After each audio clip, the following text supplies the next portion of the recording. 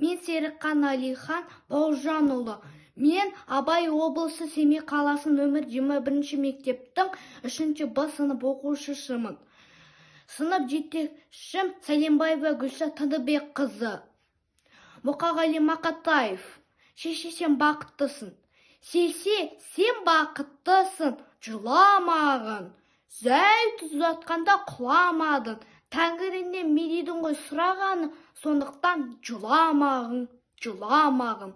Бармын ғой, тірімін ғой, қасындамын. Өлмеймін, мен өзінде асылдамын. Таусылып өз-өзін шашылмағын, байырғы берекеңді қашырмағын. Мен сені қанықпын ғой көз жасына, өзің кепіл топ басып тозбасыма.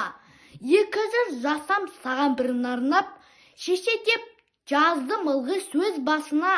Аспанға жаздым сенің есіміңді. Шеше, сен бақыттысың, тебе-тебе қобат алған елге бесігіңді.